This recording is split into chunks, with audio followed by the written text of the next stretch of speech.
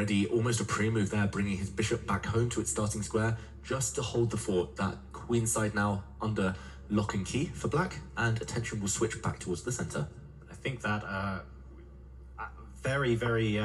it makes a lot of sense to play that move, because once the queen went to a5, the problem was the rooks. You didn't have a queen supporting either rook getting to the c file, so Fabi hasn't been trying to contest that open file. At least now, things like rook c1 become a possibility because the queen has come back. While the queen was on a5, that wasn't going to happen. The rooks couldn't get there on their own.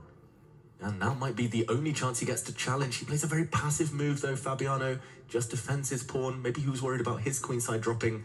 But ultimately, as long as black controls the open files, the bishop's controlling all the squares. Looking fantastic for Nodirbek. And again, he was just ready with his response. You know, Fabi defends that b4 pawn. He immediately played a slow, soft, improving move, just getting out of the way of any checks on the a to g8 diagonal, puts his king on a safe square, now comes back to improve his bishop, potentially eyeing the c8 square for his rook, says no exchanges, you're down on the clock, I want as many pieces on the board. Well, given a question mark, this last move for white, the knight will most likely have to return home. Look at the black dart square bishop, the power it's exerting.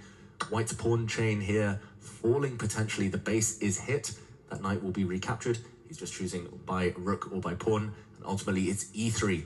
That is the landing spot for the black pieces. And you've got a beautiful open file to line up all your majors, to start targeting it more and more and more till it falls. He first decides, I'm happy with the rook trade to get away, to get rid of one of those defenses as well. He's going to slide the rook back to defend e3. And this might be the moment for Fabi to think about how can he double, triple down on that attack, or will he switch focus to another weakness, the b4 pawn? Yeah, it's black's move here, and apparently there's one way to land almost a knockout, and it is a deflection motif for Nodirbek if he pushes his a pawn forward. Oh, wow. Whoa, he didn't find it. There was a pin. The white queen would have been lured away from the e3 square. Instead, Fabiano clings on here. Black's gone to pawn up, but it could have been more. It could have been a lot more. That was a super strong move available. a5 would have put Fabi under so much pressure. The one resource Fabi has is the opposite color bishop complex, right? If the majors are off the board, that gives the position huge drawing tendencies. But as far as the queens and the rook exist, it's still big advantage to Nodirbek. Now the a pawn joining the party, bringing the pressure on. Push that pawn. Can you go a4 here? I think you can keep going. He's got double the amount of time as Fabiano as well. That's going to be the extra piece in this position, right? The fact that he's almost on 3 minutes to Fabiano's minute and a half right now means that, and the plan's really simple, right? Find a way to push the a pawn. This isn't stuff that's going to send you into the tank thinking about your moves for a couple of minutes. The plan is very simple as well. Yeah, two plans. Push the a pawn, but also go for the white e3 pawn, the base of the chain. The black rook soon will land on the b3 square, trying to break through. But for now, Fabi's holding things together as he hopes to survive on the clock. These players, they were watching the Hikaru Nakamura Wei Yi clash. They know that flagging is going to be so important.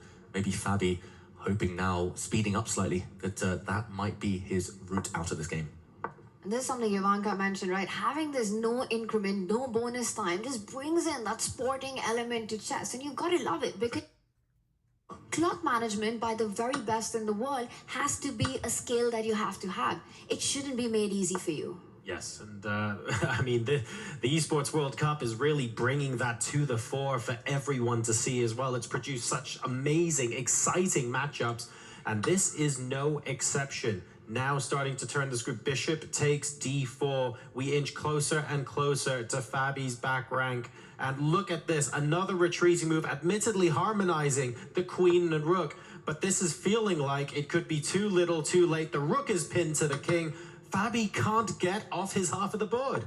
That was the clincher. The moment Fabiano was about to get active, the rooks disappear, and Nodirbek now, he's got a clear run through. That black pawn is sprinting forward to promotion. No real counterplay. At the moment you are attacking this one, the c pawn can also move. There are no checks against the black king, which will hide on dart squares. 2 extra pawns for black and both unstoppable. He starts by pushing one of them. Fabi desperately trying to improve the position of his queen, but he's allowing some checks to Nodirbek himself, which can assist the c pawn from moving ahead. But Nodirbek keeps his queen closer to the king, advances the other pawn.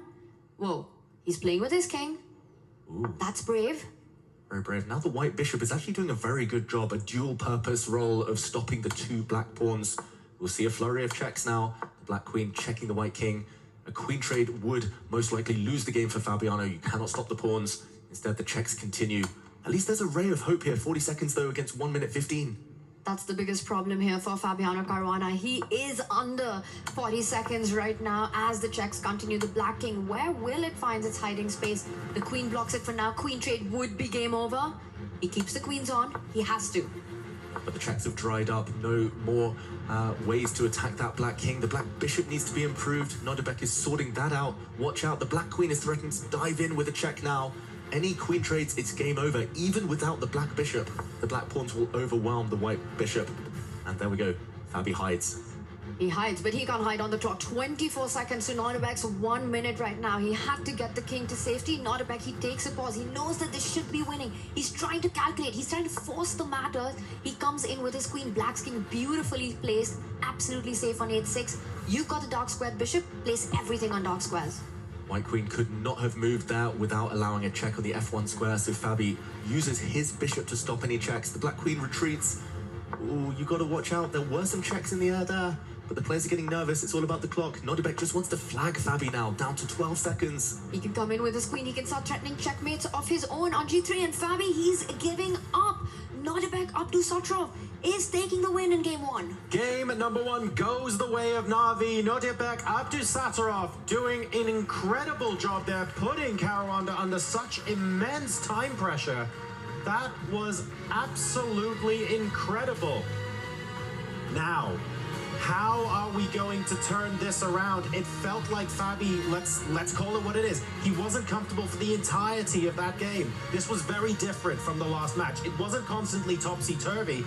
Fabi felt like he didn't get a word in edgeways, so he needs to think of how he changes his approach to turn that around in game number 2.